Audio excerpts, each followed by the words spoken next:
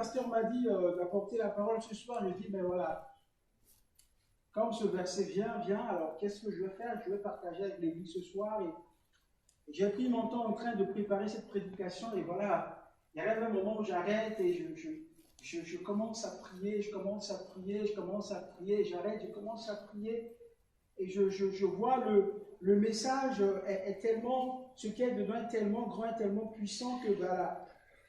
Et quand je regarde dans l'église, je dis, mais est-ce que vraiment on a déjà arrivé dans ce niveau-là, dans cette diapason, dans ce que Dieu veut pour nous, pour l'église? Est-ce que moi, personnellement, je vis ça ou j'ai déjà vécu ça et j'ai régressé un peu, je ne vis plus ça? Je dois demander au Seigneur de m'aider à rentrer pleinement dans... Voilà. Parce que lorsqu'on prépare une prédication, c'est qu'on ne vient pas pour parler à l'église, donc ça nous parle personnellement le prédicateur. Et ça m'a... J'ai resté longtemps pour préparer ça. C'est pour cela qu'on va prendre notre Bible dans Galates, au chapitre 5.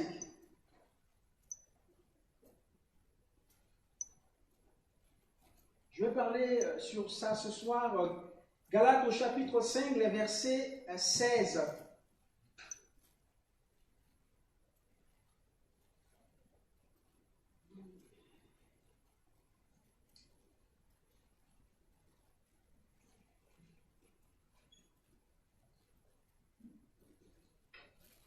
Galates au chapitre 5, les versets 16. Je dis donc, marchez selon l'esprit,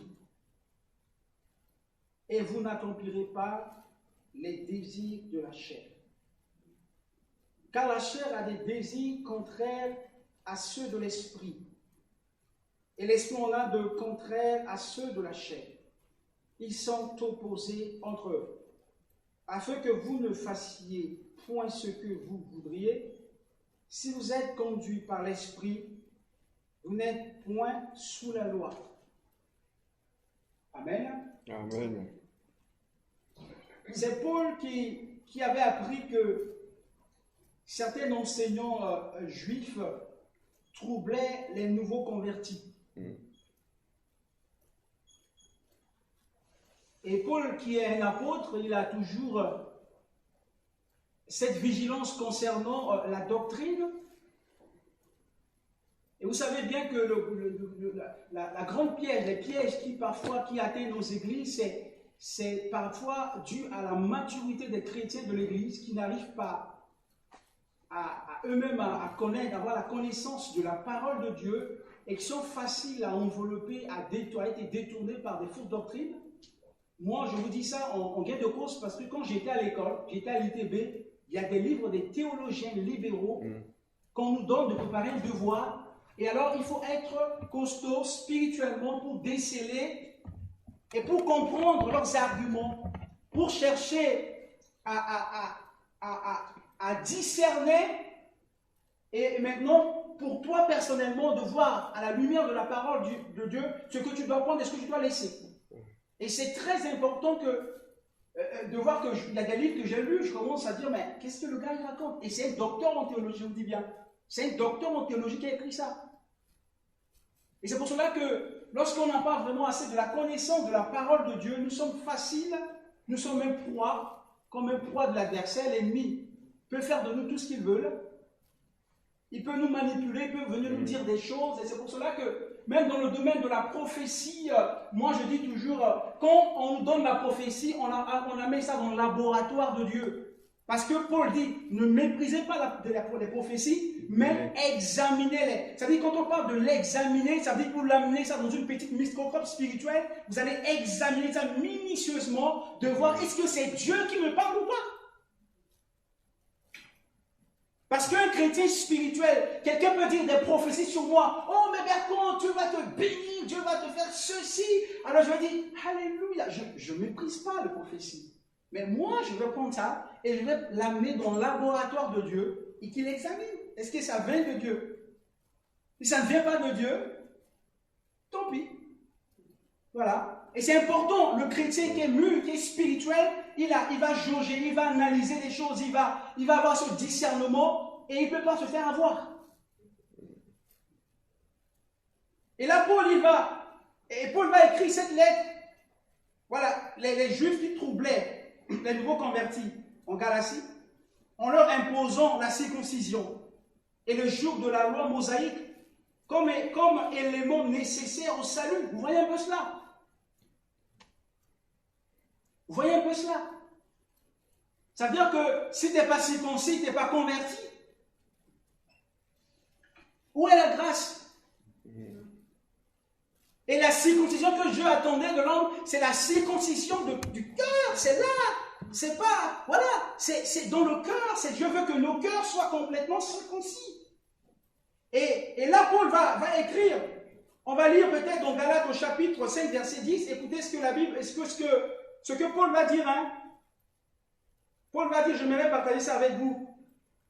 J'ai cette confiance en vous, dans le Seigneur, que vous penserez pas autrement. Mais celui qui vous trouble, quel qu'il soit, excusez-moi, emportera la peine. C'est-à-dire que l'Église de Dieu, Jésus a versé son sang pour l'Église. Jésus a donné sa vie pour l'Église. Jésus a sacrifié sa vie pour l'Église. Toute personne qui vient à l'Église pour tourmenter, pour faire du mal à l'Église, Dieu s'en occupe. Ah, peut-être les gens ne lisent pas leur Bible, peut-être les gens ne lisent pas la parole de Dieu, mais Paul va dire ici, Paul va mettre en garde ces enseignants, ces faux docteurs en leur disant, si vous êtes en train de troubler l'Église de Dieu, mais Dieu lui-même, il va vous prendre en charge, il va vous troubler également. Vous allez subir, ça veut dire que quand quelqu'un rentre dans cette Église et il va dire ce qu'il pense, il va apporter des choses pour disperser l'Église, pour que des frères et sœurs sortent de l'Église avec des faux enseignements. Dieu a dit, lui-même, il s'en occupera. Et là, ça me fait peur. Quand Dieu dit, celui qui trouble, quel que soit,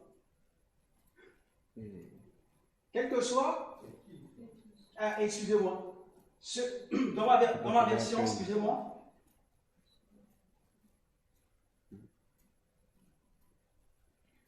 quel qu'il soit, emportera la peine. Point. C'est-à-dire quelque part, Dieu va s'occuper de lui. Ouais. Quand on parle de marcher, Paul va dire marcher selon l'esprit, Paul ne parle pas ici de dons spirituels. Paul parle là de la vie d'un chrétien, la vie chrétienne. Pendant tout notre temps de pèlerinage ici sur cette terre, Paul est en train d'insister, Paul est en train de nous montrer l'importance dans la vie chrétienne, dans la marche chrétienne, de rester toujours continuellement avec le Saint-Esprit. De marcher continuellement. À l'âge de 15 ans, je marche avec le Saint-Esprit. À 20 ans, je marche avec le Saint-Esprit. À 30 ans, je marche avec le Saint-Esprit. À 40 ans, je marche. Ça veut dire que ça veut dire continuellement dans ma vie, quand je suis encore vivant, je dois marcher avec le Saint-Esprit. C'est pas le don spirituel, mais Paul insiste ici, selon l'Esprit. Marcher selon l'Esprit. Le verbe péripathète est un impératif présent qui se rend littéralement par continuer de marcher. C'est-à-dire continuer de marcher. C'est-à-dire marcher dans le Saint-Esprit. C'est-à-dire tu marches avec le Saint-Esprit, jour après jour. Et pas seulement aujourd'hui, de maintenant. C'est pour cela que lorsqu'on marche avec le Saint-Esprit, c'est sûr et certain que les choses changeront dans notre vie. Amen. Lorsque nous marchons avec l'Esprit, notre vie est transbordée. Transbordée. On vit dans un diapason surnaturel avec l'Esprit. Au-delà avec l'Esprit. Au fait, on devient, il y a un moment donné, moi je me souviens de mon père. Mon père me disait, mais Bertrand, mais pourquoi on ne te voit pas avec une fille? Mais parce que vous savez, on ne va pas aller au couvent pour vivre dans la sanctification. Vous savez, si vous êtes en communion, d'une dimension de communion profonde avec Dieu, même le désir de la chair, vous ne ressentez pas cela.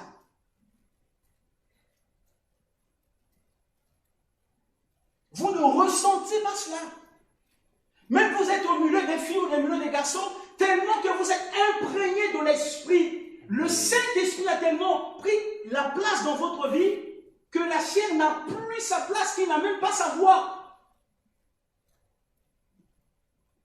Vous voyez un peu cela? Et quand Paul parle marcher selon l'Esprit, ça veut dire qu'on va marcher, plus on va marcher avec le Saint-Esprit, plus le Saint-Esprit va nous... on devient malléable entre les mains du Saint-Esprit, le Saint-Esprit va faire de nous ce qu'il veut, on vit des choses extraordinaires avec le Saint-Esprit. C'est pas seulement qu'on vient dimanche, on donne une prophétie pour. Non, ça dit que jour après jour dans notre vie, on va avoir une évolution spirituelle, on va voir des caractères de Dieu, on va voir la nature de Dieu dans nos langages, dans nos façons de parler, dans nos vies avec les autres. Les gens vont sentir, vont voir quelque chose de différent, nous. C'est pas quelque chose qui va pas s'arrêter aujourd'hui. Ça dit que 5 ans, 10 ans, 3 ans, les gens vont voir. Mais le gars là, mais celle-là, ça dit qu'il y a quelque chose de nouveau qui vient à chaque fois. On ne vit pas dans une vie chrétienne de rupture où on aime les mêmes choses, mais on avance, on vit des choses extraordinaires avec Dieu. Amen. On devient malléable entre la main de Dieu. On a la vision des choses de Dieu. Lorsqu'on marche avec le Saint-Esprit, on a la vision des choses de Dieu. Un jour, j'ai partagé avec le jeune ici. J'ai dit aux jeunes, qu'est-ce que vous pensez à faire pour le Seigneur? Alors, j'ai tombé sur ce verset de 2 Samuel, le chapitre 7, verset 1. Vous allez voir David ici. Il avait la vision sur les choses de Dieu, parce que lorsqu'on marche avec Dieu, on marche avec le Saint-Esprit, on a la vision des choses de Dieu, mes frères et sœurs. On va lire 1 Samuel, le chapitre 7, verset 1. On va voir.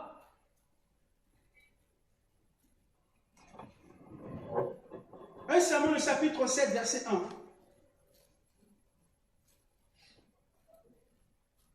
Non, 2 Samuel, excusez-moi. 2 Samuel, le chapitre 7, verset 1. Excuse-moi. 2 Samuel. Voilà.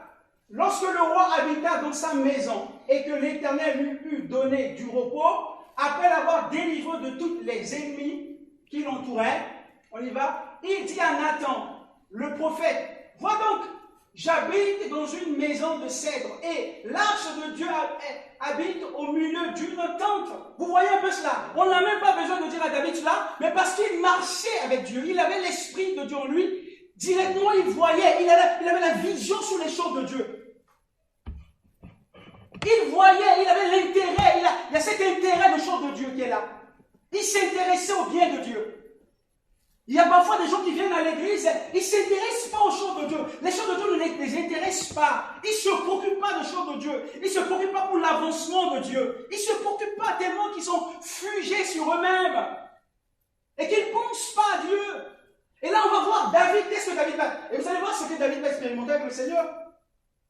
Nathan répondit au roi, va, fais tout ce que tu as dans le cœur, car l'Éternel est avec toi. Vous allez écouter ce que Dieu va dire. La nuit suivante, la parole de l'Éternel fut adressée à Nathan.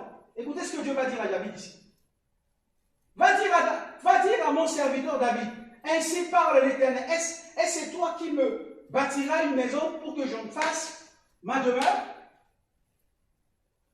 Mais je n'ai point habité dans une maison depuis le jour où j'ai fait monter les enfants d'Israël hors d'Égypte. Jusqu'à ce jour, j'ai voyagé sous une tente et dans un tabernacle. Partout où j'ai marché avec tous les enfants d'Israël, et je dis un mot à quelqu'une des tribus d'Israël à qui j'avais ordonné de paître mon peuple d'Israël, et je dis, pourquoi ne me bâtissez pas vous une maison de cèdre? Maintenant, tu diras à mon serviteur David, ainsi parle l'Éternel des armées. je t'ai pris au pâturage. Voilà, Dieu est en train d'expliquer ce que David était. Et vous allez, on va avancer rapidement, excusez-moi. J'ai été avec toi partout où tu es. Tu as marché. J'ai exterminé tous les ennemis. On peut avancer rapidement, s'il vous plaît. J'ai donné une demeure à mon peuple. On peut avancer. Et comme à l'époque où j'avais établi des juges sur mon peuple d'Israël, j'étais accordé du repos en te délivrant de tous tes ennemis. Et l'Éternel t'annonce qu'il te créera une maison. On y va?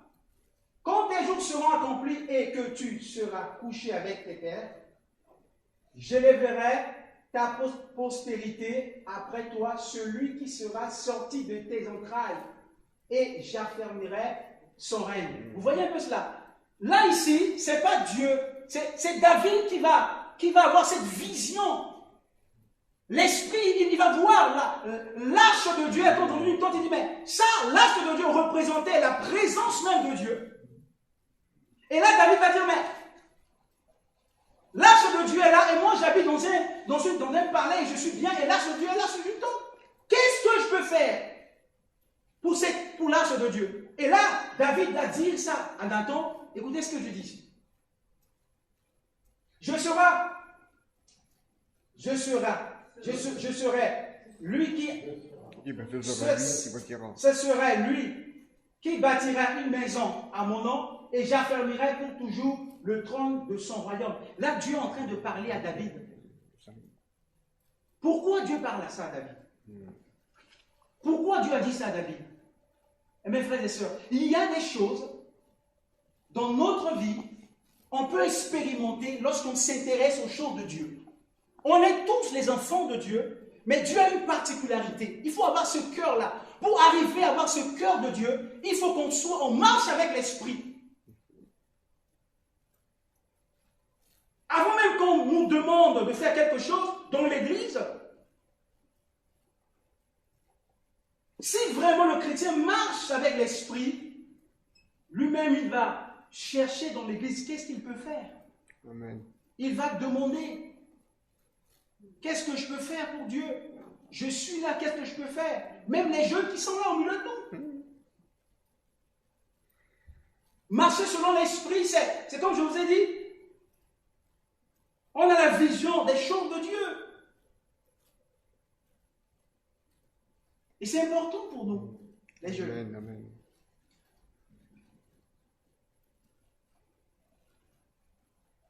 Le chrétien qui marche selon l'Esprit, il a une vision de l'éternité. Il regarde plus au ciel que sur la terre. C'est-à-dire qu'il vit sur la terre, mais lui, dans sa marche avec le Seigneur, il a cette vision de l'éternité. C'est bien que la terre n'a pas tellement d'influence sur lui. C'est exactement comme Abraham et l'autre.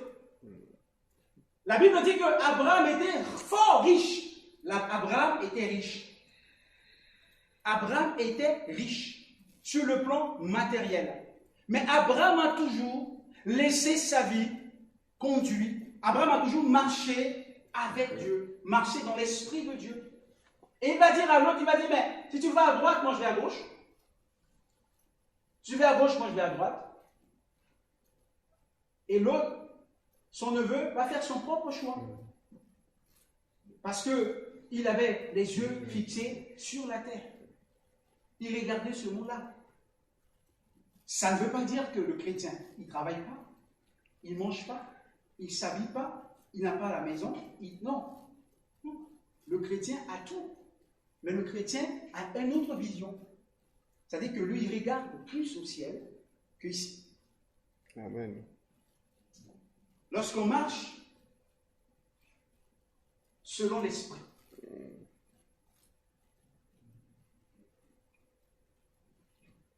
alors, comment faire pour marcher selon l'esprit? C'est tout simple. C'est tout simple. Il faut laisser l'Esprit de Dieu influencer notre vie. Avoir de l'influence sur nos vies. Il faut laisser le Saint-Esprit. C'est comme Paul. Paul a toujours laissé le Saint-Esprit. Moi, j'aime beaucoup l'exemple de Paul. Paul a toujours laissé le Saint-Esprit influencer sa vie. Là, il va aller pour évangéliser, mais il ne va pas selon lui. Il laisse le Saint-Esprit le conduire. Parce qu'il marche avec l'Esprit. Et il laisse l'Esprit prendre la place. Il laisse tout au Saint-Esprit. Et parce que lorsqu'on marche avec le Saint-Esprit, on a le discernement. Quand Dieu nous parle, on l'écoute. On sait que c'est Dieu qui me parle. On arrive à écouter, comme je vous ai dit, tellement qu'on est habitué à marcher avec le Saint-Esprit, on écoute facilement. Quand tu vas dire à quelqu'un, mais Dieu m'a parlé. Ça veut dire quoi que Dieu m'a parlé? Oui, Dieu lui a parlé, oui. Parce qu'il marche avec le Saint-Esprit. Ce n'est pas quelqu'un qui marche aujourd'hui et demain, non. Il marche avec le Saint-Esprit. Quand il va dire que Dieu m'a parlé, ça veut dire que Dieu lui a parlé.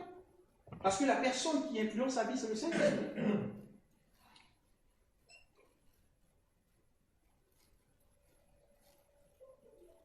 Parce que le chrétien est comparable à deux arbres. Vous savez ça? Nous sommes comparables à deux arbres. Vous savez ça? Le vieux arbre qui représente notre nature adamique.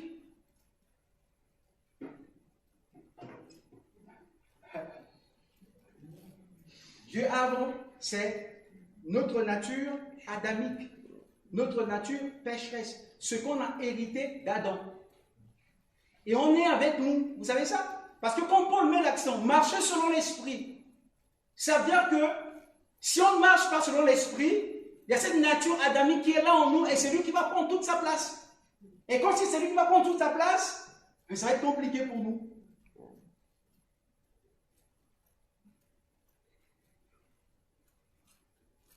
Ça va être compliqué pour nous, mes frères et sœurs.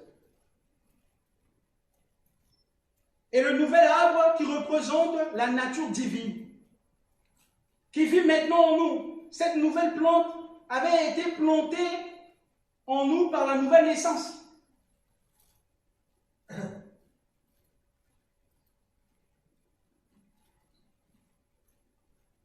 C'est la nature divine. Et nous devons demander chaque jour au Saint-Esprit de nous aider afin que le vieux arbre devienne stérile. Vous voyez un peu cela?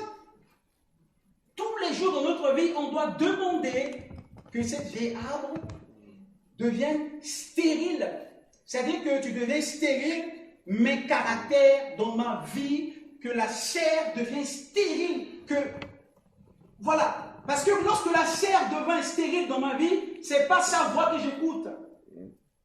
J'écoute la voix de Dieu. Je ne suis pas un extraterrestre, excusez-moi, mais je vis physiquement, humainement, homme, mais je vis selon l'Esprit de Dieu. Alléluia, amen. Parce que lorsque le vieux homme ne devient pas stérile, c'est compliqué. Je sais bien que c'est pas facile, hein, pour y arriver, mais le Saint-Esprit peut nous aider à maintenir le vieil homme stérile. À le maintenir. Seigneur, tu connais ma vie, je veux plus vivre dans cette vie-là. Lorsqu'on marche avec Dieu, je dis bien, je marche, ça veut dire qu'on est en mouvement. Hein? On est en mouvement. Je marche avec le Seigneur et je demande jour après jour au Seigneur que le vieux homme stérile. Stérile. Je ne veux pas qu'il porte ses fruits en moi. Je ne veux pas.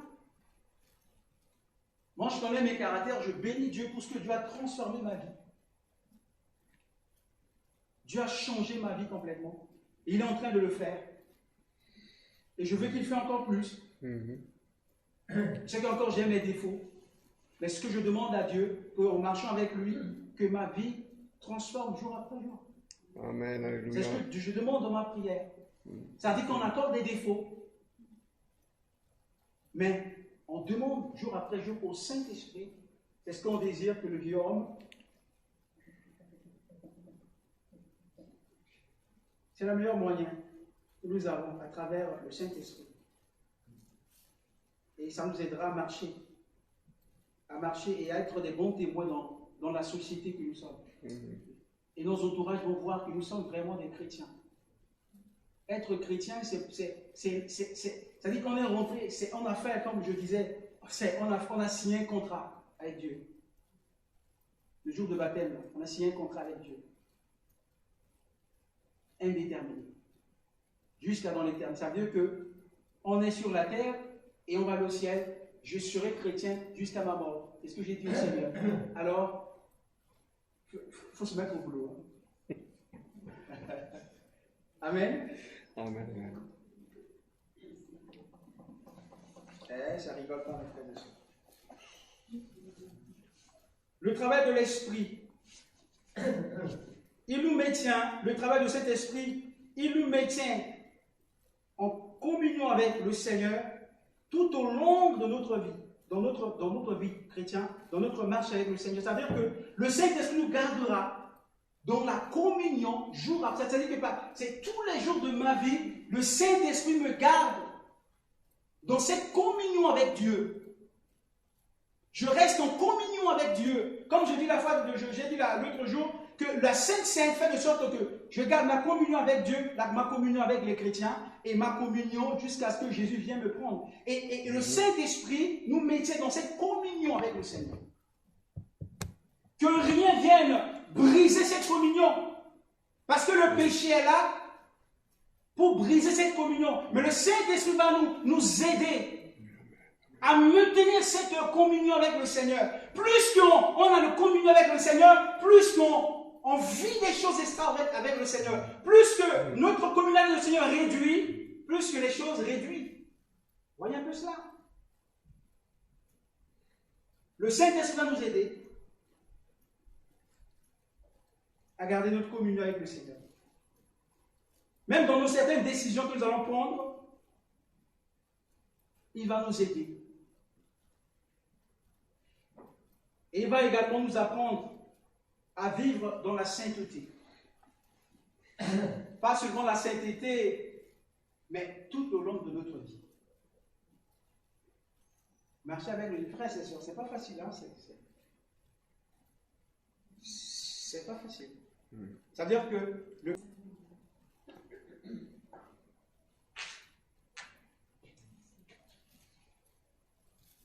et nous devons être également dépendants de l'Esprit. L'Esprit qui habite en nous, on doit être dépendant. Si on vit dans cette dépendance au Saint-Esprit, il va nous guider. Il va nous guider. Le problème, c'est que j'ai l'habitude de dire que le diable, les démons, ne demandent pas les gens. Mais Dieu ne vient pas, ne travaille pas dans la vie de quelqu'un s'il ne lui laisse pas la place. S'il ne lui demande pas. Parfois même on est dans l'église, si on ne demande pas dans notre vie, on voit des aspects dans notre vie qu'on ne demande pas au Seigneur de travailler, de transformer nos vies, ben on est là avec 2 ans, 3 ans, la même chose. On ne se transforme pas. Il faut que je dise, Seigneur, tu connais cette situation, moi c'est ça. Je veux que cette année, ça disparaisse. L'année prochaine, je dis, Seigneur, tu vois ça là, il faut que ça disparaisse. Seigneur, tu vois ça là, il faut que ça disparaisse. Et le Seigneur va commencer à faire le ménage. Parce que je veux dépendre maintenant du Saint-Esprit et lui faire ce travail à l'intérieur de moi et dans ma vie. Et c'est très important. Cette dépendance de la puissance nécessaire pour vivre une vie chrétienne audacieuse, victorieuse. On a peur de rien, on n'a pas peur de la mort. Parce que quand on marche avec l'Esprit, on n'a pas peur de la mort. On a cette audace. On marche dans une vie chrétienne victorieuse. On va triompher sur ce qui veut dominer sur nous. S'il y a une addiction, s'il y a une influence qui veut dominer sur nous, le Saint-Esprit va nous donner des moyens. Il va nous aider. Parce qu'on marche avec lui. On va être des chrétiens audacieux,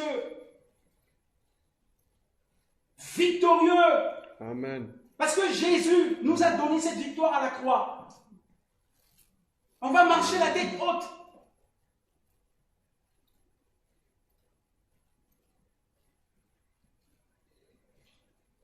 Mais l'Esprit n'opère pas de façon automatique dans le cœur des croyants. En fait, il attend que le croyant soit prêt à dépendre totalement de lui. Voyez? On voit quelqu'un comme, je parle toujours de Paul et de Pierre. J'ai dit à ma femme que je t'achète une maison pour partir. Je prie le Seigneur pour ça. Si on dépend totalement de Dieu. Les avantages de celui qui marche selon l'esprit. Les avantages de l'esprit. L'avantage de celui qui marche selon l'esprit. L'esprit l'aide à comprendre le plan de Dieu pour sa propre vie. Vous savez, quand quelqu'un marche avec l'esprit, l'esprit va l'aider à comprendre le plan de Dieu pour sa propre vie. Quand vous écoutez le témoignage de Pasteur Lolo, il va vous expliquer pourquoi il est arrivé en France, pourquoi il est devenu ceci. Quand je vais vous dire que mais je suis venu en France, mais parce que ça veut dire que quand on marche avec le Seigneur, ça veut dire que le Seigneur, le Saint-Esprit, va nous amener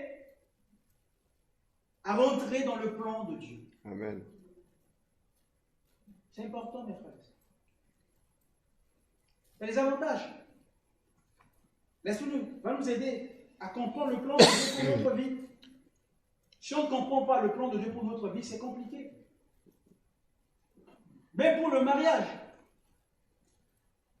C'est pas avoir une belle femme, gentille, que ça c'est de Dieu.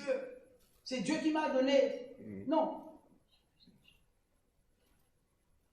C'est de savoir si c'est Dieu, si c'est vraiment cette femme, c'est-à-dire que c'est ce que Dieu veut pour moi. Cet homme, c'est ce que Dieu veut. Je parle au jeu là, vous me regardez là.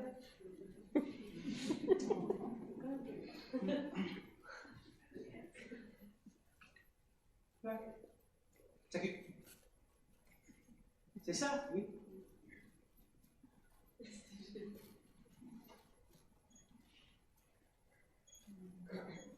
Parce que ce qu'on veut, que vous mariez et que vos enfants viennent à l'église et que vous ne soyez pas là, vos enfants restent à l'église, frères et sœurs. C'est ce que je veux pour toi, Thomas, Camille, Lorraine. Ce que je veux pour vous, c'est ça.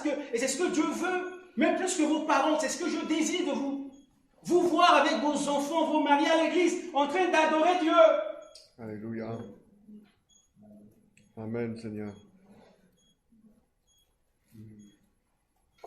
L'Esprit va nous aider à comprendre le plan de Dieu pour notre vie, le mariage, le travail, tout ce qu'on veut faire. On va demander à Dieu parce que quand on marche avec le Seigneur va nous dire, vous voyez un peu le Saint-Esprit, c'est ça. Ce n'est pas seulement les dons spirituels, ce n'est pas seulement le parlement, ce n'est pas seulement des visions, non. Tout, ça dit que dans notre vie quotidienne, je me souviens, vous voyez un peu ce que le Saint-Esprit m'a dit. Hier, je dois aller à la CAF, je dois aller à l'assurance maladie. J'étais dans la voiture. Le Saint-Esprit me dit, viens garer la voiture à l'église et tu marches à pied. Je dis, non, il n'y a pas. Et j'arrive devant la CAF, il y a le marché. Je dis, pardonne-moi. Vous voyez un peu ça? C'est-à-dire, il m'a dit, viens garer. Et je suis obligé de venir jusqu'ici. Et là, je dis, mais, vous voyez un peu, parce que Dieu m'a dit ça. Que Bertrand, et je dis, non, le lundi, il n'y a rien. J'arrive juste devant. Et je vois, je dis, Seigneur, tu me pardonnes. Frères et sœurs, parce que quand on marche avec l'esprit, il y a des choses, des petites choses qu'on considère comme, voilà. Mais Dieu, il travaille avec ça, mes frères et sœurs. Et là, j'ai resté dans la voiture, j'ai demandé pardon au Seigneur, vous voyez? J'ai dit oui. Et là, je suis venu garer la voiture là. C'est-à-dire que ça m'a donné encore de boulot, de rester dans les bouchons et de...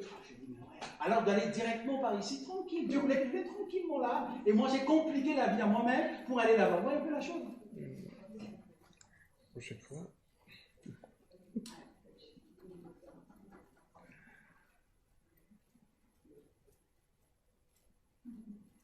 L'Esprit nous amène à avoir le cœur de Dieu pour les autres. Quand on marche avec le Saint-Esprit, selon l'Esprit, on a ce cœur de Dieu, d'aimer les autres, de supporter les gens, d'aider les gens, de partager leurs douleurs, d'avoir cette compréhension avec des gens. C'est-à-dire qu'on ne va pas avoir des défauts. Mais oui, mais au moins on a ce cœur-là, là-dedans, de supporter les gens, d'aimer les gens, non pas de les considérer, même s'ils ne sont pas sur le même diapason, mais on va les aimer, on va les supporter quand même.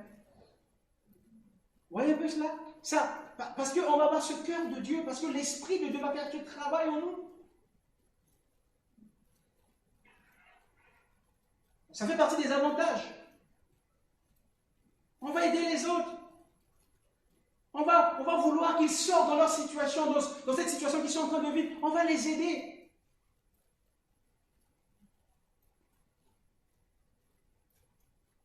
Et le Saint-Esprit nous donne également le désir des choses de Dieu. Aimer les choses de Dieu.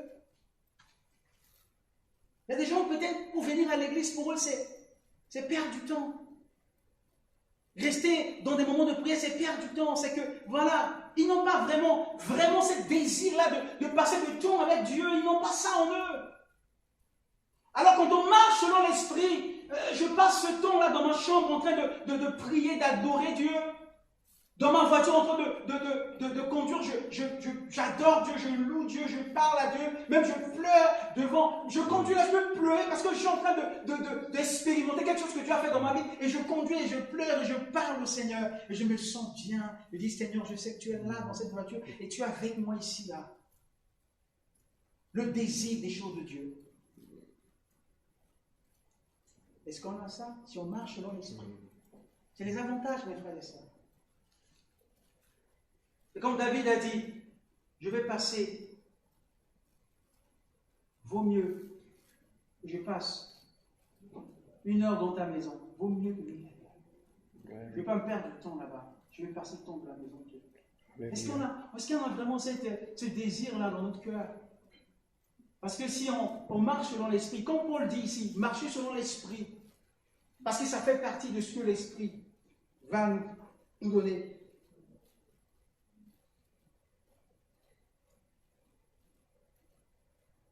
On va avoir cette haine de péché là, on va vouloir pleurer à Dieu.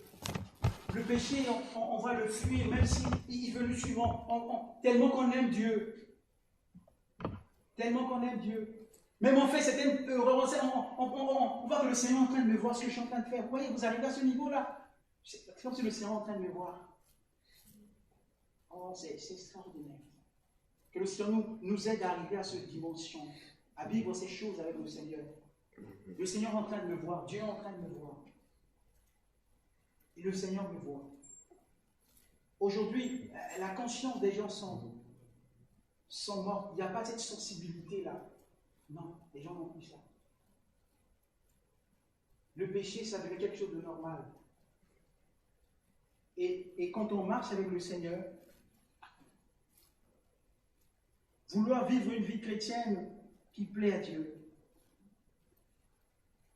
quelqu'un qui ne veut pas offenser Dieu, qui ne veut pas faire mal à Dieu.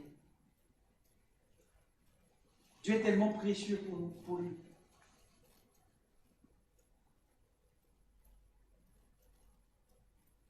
C'est extraordinaire. Certes que nous avons des faiblesses, certes que nous ne sommes pas encore arrivés. Par ses actions et ses comportements, vouloir toujours être agréable en tout temps à Dieu. Ça, c'est dans la prière. Et que le Seigneur nous aide à avoir cette sensibilité, à avoir cette dimension de comprendre quand on marche avec Dieu. Je parle quand on marche avec Dieu, tellement qu'on marche avec Dieu. Chaque jour, on marche avec Dieu. On est à 2019, 2020, on marche avec Dieu, 2025, 2030, et on vit dans cette dimension de communion avec Dieu tellement fort. Tellement fort. et qu'on arrive à comprendre les choses. Amen. Amen. Amen. Tous ceux qui marchent par l'Esprit pourraient être tentés de céder à ce comportement pécheresse, mais ils résisteront aussi fermement à l'asservissement. Leur attitude démontre que l'Esprit est en eux et qu'ils portent du fruit dans leur action et leur attitude. Amen.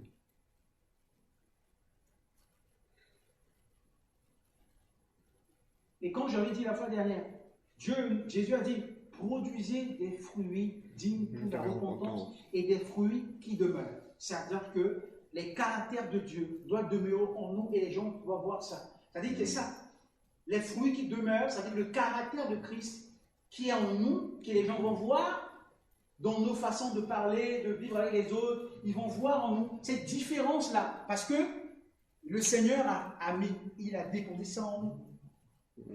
Alors ce soir, nous allons prier pour nous-mêmes, demander, et c'est ce que je désire, c'est ce que je veux. Je vais vivre ça. Je désire également que nous, étant qu'Église de Dieu, qu'on arrive à cette dimension-là. Comme j'ai parlé à Tara, j'ai dit, j'aime la France. La France, c'est mon pays. Comme je disais en Afrique, moi, j'ai reçu les valeurs de la France. Quand j'étais en Afrique, j'étais à l'école, les éducations que j'ai à l'école, c'est la France. Quand on va sortir, on nous a appris ça, on va sortir, permettez-moi de sortir s'il vous plaît. C'est comme ça qu'on fait au professeur, on ne va pas sortir comme ça pour aller aux toilettes. On vient, on demande au professeur, permettez-moi de sortir s'il vous plaît. Parce qu'on nous a appris ça à l'école, le drapeau, on nous a appris ça à l'école, le respect, on nous a appris ça à l'école. Mais c'est les valeurs que la France m'a données. J'aime la France, je veux que les Français soient sauvés. C'est mon désir, le désir de mon cœur, c'est l'amour que j'ai. Je veux que le Seigneur leur touche parce qu'aujourd'hui, nous avons des envahisseurs qui sont là. Et on ne prend pas les choses au sérieux, on ne considère pas ce qui se passe. Les gens sont en train de rire, oh, tout est bon, mais on ne joue pas avec le diable. On ne joue pas avec le diable, mes frères et sœurs. Il est là, le diable. On ne le voit pas. C'est subtil, hein? Mais le jour où il va se lever, le jour qu'ils vont, parce qu'est-ce qu'il veut le diable? Il veut prendre nos enfants. Il veut les convertir. Ah oui, ça rigole pas ça. Et l'Église doit ouvrir les yeux pour demander au Saint-Esprit de faire un travail. Parce que lorsque le fruit de l'Esprit, lorsqu'on marche selon l'Esprit, les choses changeront dans ce pays. Le Saint-Esprit te servira de nos vies pour transformer la vie des gens. La gloire de Dieu va se manifester sur nos vies. Les gens vont voir tellement la puissance de Dieu sur nos vies que même tu ouvres ta bouche comme ça. Tu es malade? Ok, viens, on va prier. C'est que, je vais pas, toi, quand on marche avec le Saint-Esprit, je prends la main de Momo, bénis-le. Et quand tu rentres à la maison, il dit, allô, je t'ai guéri quand tu m'as touché la main. Pourquoi? Parce que tu marches avec le Saint-Esprit, tu es toujours rempli, frères et sœurs. Et quand tout ce que tu fais, ça dégage quelque chose de Dieu en toi. Amen. Amen. On va prier le Seigneur ce soir. On va prier, puis on va prier également pour notre pasteur, que le Seigneur le visite et le guérit. Seigneur, nous sommes là devant toi et nous réclamons ta grâce sur nos vies. Nous réclamons ta grâce sur nos vies. Nous voulons marcher selon l'Esprit. Amen. Marcher selon l'Esprit, c'est regarder au ciel. C'est marcher dans la voie qui nous conduit dans la vie éternelle. Et c'est expérimenter les choses divines. C'est expérimenter les choses de Dieu. C'est vouloir vivre des choses extraordinaires avec le ciel. Oh Seigneur, c'est ce que nous désirons pour l'église de Villefranche, comme l'église de Tarare. Mais encore ce désir en nous, cette envie en nous, Seigneur. Nous prions ce soir dans le nom de Jésus. Remplis-nous, nous voulons marcher selon l'Esprit. Et nous voulons pas accomplir le désir de la chair, comme on a dit, Seigneur. Nous te supplions ce soir. Interviens dans nos vies, interviens dans ton église. Manifeste-toi dans le nom de Jésus, Seigneur. Nous voulons que la chair, Seigneur, soit stérile et que sa voix se taise en nous et que tu travailles dans nos vies, et que tu travailles dans nos caractères. Amen. Et que le Saint-Esprit fait son œuvre en nous afin que la gloire de Dieu se manifeste dans nos vies. Amen. Parce que le monde a besoin de toi. Et c'est à travers de nos vies, Seigneur, que on peut impacter cette ville de Villefranche, on peut impacter Tara, on peut impacter la France, Seigneur. Ce n'est pas par des paroles, mais c'est par la puissance de ton esprit. Amen, amen. Que les cœurs vont revenir à toi, vont venir à toi. Oh Seigneur, je t'en supplie. Bénis-nous tous ce soir. Et nous voulons être ceux, celles Alléluia. qui vont marcher selon l'esprit. Et qui vont obéir à toi. Amen. Qui vont faire ta volonté. Oh, louange à toi ce soir. Nous prions encore là pour Pasteur Lolo, visite-le. Nous prions là, Seigneur, pour ses dents, que tu le visites ce soir. Alléluia. Que les douleurs disparaissent, Seigneur. Pose ta main sur ton serviteur. Touche-le, Seigneur. Au nom de Jésus. Nous prions pour lui. Nous prions pour son épouse. Que ta grâce soit sur lui. Dans le nom de Jésus, que cette douleur disparaisse et que tu poses ta main sur ton serviteur. Nous te supplions, notre Père et notre Dieu, dans le nom de Jésus-Christ. Fais grâce encore. Pleinement guéri, Seigneur. Alléluia. Accompagne-nous, Seigneur, dans notre demeure respective. Et fais-nous vivre encore des choses avec toi. Et nous voulons marcher selon l'Esprit. Aide-nous à marcher selon l'Esprit. Enseigne-nous, Seigneur, oui. Te supplions, dans le nom de Jésus. Amen. Amen.